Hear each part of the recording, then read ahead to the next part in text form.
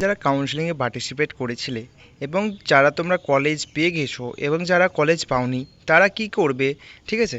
তা আজকের এই ভিডিওতেও তোমাদের আমি বলবো কিভাবে কি করতে হবে। যারা কলেজ পেয়ে গেছো তাদের কি করতে হবে এবং যারা কাউন্সেলিংয়ে পার্টিসিপেট করেছিলে কিন্তু কলেজ পাওনি বা এরকম তোমাদের চয়েস, তোমাদের যে চয়েস চেয়েছিলে সেই চয়েসটা পাওনি, তো তোমাদের কি করতে হবে এর পরের স্টেপ সেটাই আমি তোমাদের এই ভিডিওতে বলবো, ঠিক আছে? অবশ্যই ভিডিওটাকে শুরু থেকে শেষ পর্যন্ত দেখবে।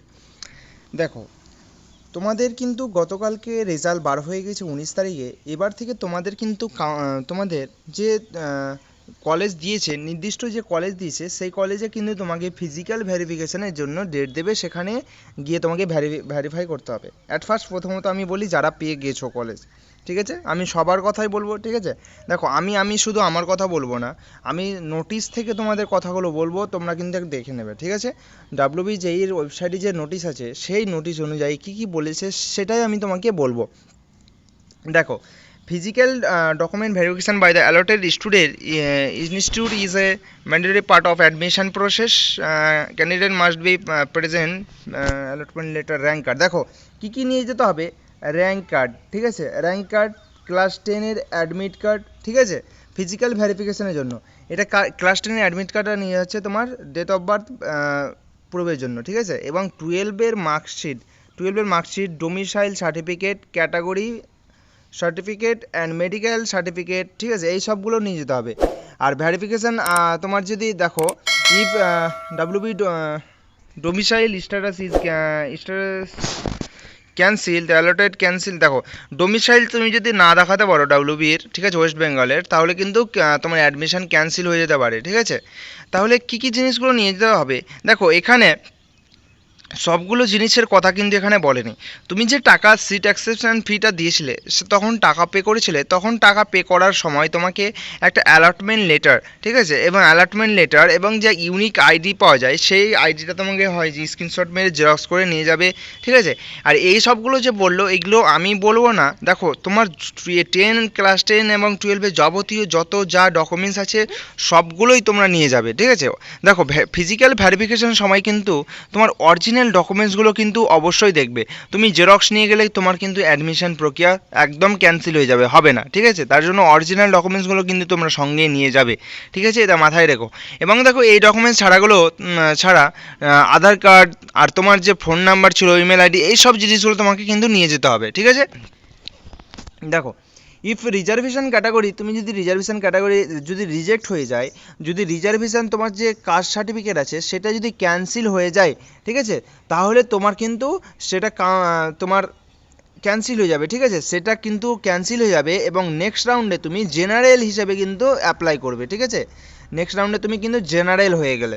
দেখো, প্রথম রাউন্ডে ধরো তুমি সিট পেলে, ঠিক আছে, এবার তুমি যে কাস্ট সার্টিফিকেটটা দেখাচ্ছ সেটা কিন্তু রিজেক্ট করে দিল, ঠিক আছে? ডুপ্লিকেট বা কিছু কারণে রিজেক্ট করে দিল, ডিনাই করে দিল, তখন কিন্তু তুমি সেই রাউন্ডে আর ক্যান্সেল হয়ে গেল, কিন্তু সেকেন্ড রাউন্ডে তুমি জেনারেল ক্যান্ডিডেট হিসাবে গণ্য করা হবে, ঠিক আছে? এটা কিন্তু মাথায় রাখবে, এটা এখানে বলেছে। চলো নেক্সট। এবার দেখো, অনেক যারা অ্যাডমিশন অর্থাৎ ইনস্টিটিউট পেয়ে গেছো তাদের কাছে দুটো অপশন থাকে, একটা হচ্ছে নো আপগ্রেডেশন, একটা হচ্ছে এস আপগ্রেডেশন, ঠিক আছে? After successfully document verification, candidate shall exercise either the S upgradation or no upgradation option where such option applicable under counseling process.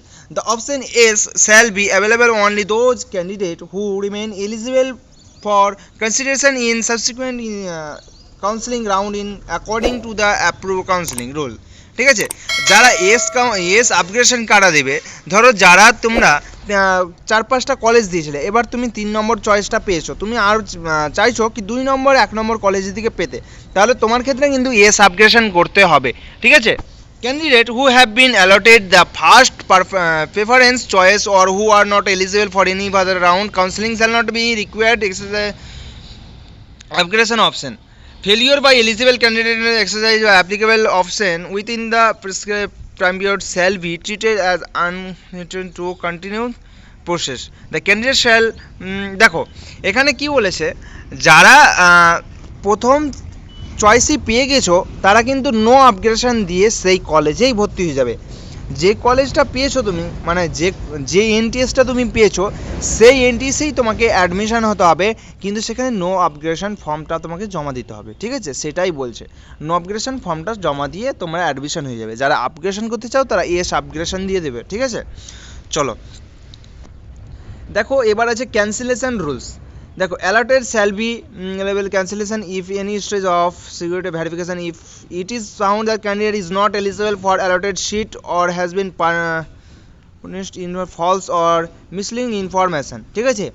কোনো রকম যদি তুমি মিথ্যা তুমি যদি ফেক ডকুমেন্টস বা মিস ইনফরমেশান দিয়ে তুমি যদি অ্যাডমিশন নেওয়ার চেষ্টা করো তাহলে কিন্তু তোমার ক্যান্সেল হবে না, ঠিক আছে? ক্যান্সেল হয়ে যাবে, সেক্ষেত্রে কিন্তু ক্যান্সেল হয়ে যাবে। Present allotted may be cancel and candidate considered in the next round with their academic store, ঠিক আছে, ক্যাটাগরি। তাহলে সেই রাউন্ডে তুমি যদি ফলস ইনফরমেশান দিয়ে যদি অ্যাডমিশন নিতে যাও তাহলে সেই রাউন্ডে তোমার যদি তোমাকে যদি ধরে নেয় সেই ফলস ধরো ইনফরমেশান বা ফলস তুমি কিছু দিয়ে অ্যাডমিশন হচ্ছ, তাহলে সেই রাউন্ডে তোমার কিন্তু ক্যান্সেল হয়ে যাবে এবং নেক্সট রাউন্ডে তুমি জন্য এলিজিবল হয়ে গেলে নেক্সট রাউন্ডে তুমি অ্যাপ্লাই করতে পারবে। তুমি একদম কারেক্ট অনুযায়ী অ্যাপ্লাই করতে হবে, ঠিক আছে? রিফান্ড, এবার দেখো refund withdraw and seat exception fee shall be governed exclusively by the refund policy notified separately board. A candidate may withdraw during the specific withdrawal period. Upon successful withdrawal, the full amount will be refunded through online banking. দেখো, 16 to 19 days after all round, ঠিক আছে, conclude, but the candidate is to be eligible for further round, ঠিক আছে?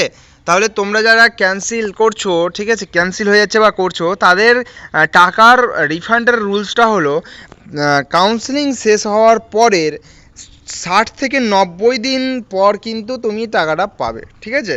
তার মধ্যে তুমি যদি করতে চাও করতে পারো। চলো নেক্সট দেখো, reservation policy apply strictly for candidate who are Indian citizen and domicile in West Bengal.